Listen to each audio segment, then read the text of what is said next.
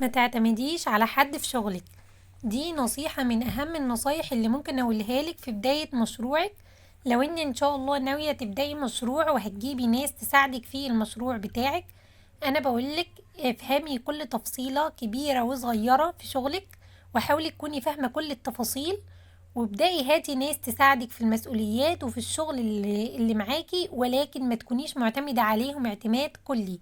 حاولي دايما تكوني انت اللي متابعة الشغل بتاعك، وحاولي تكوني فاهمة كل الشغل، وحاولي دايما يكون عندك بديل وعندك خطة بديلة لو اي حد في اي وقت قرر ان هو مش هيكمل معاكي او ان هو هيسيبك.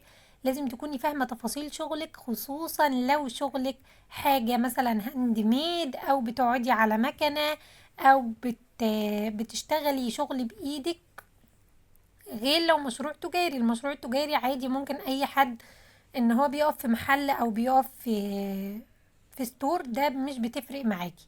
لكن بتفرق معاكي لو انت شغلك فيه مهارة، حاجة فيها مهارة، لازم تكوني فاهمة كل التفاصيل بتاعتها.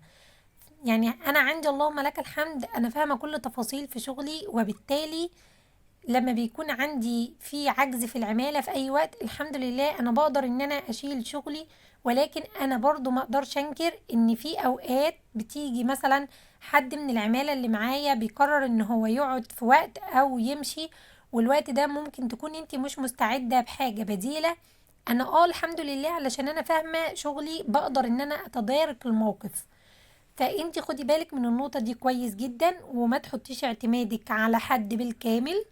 دايما تكوني انت اللي متابعة، دايما تكوني فاهمة كل مرحلة في شغلك بتمشي ازاي. وده طبعا لان اي حد، انت لو مش فاهمة شغلك، اي حد هتجيبيه من تحتك ممكن ان هو يقدر يضحك عليكي. فاستعيني بالله وحطي خطة وهدف تمشي عليهم، وان شاء الله ربنا يكرمك واجتهدي واسعي، وربنا ما بيضيعش شقة ولا تعب ولا مجهود حد ابدا. ربنا يوفقنا جميعا ويحقق لينا كل اللي احنا بنتمناه.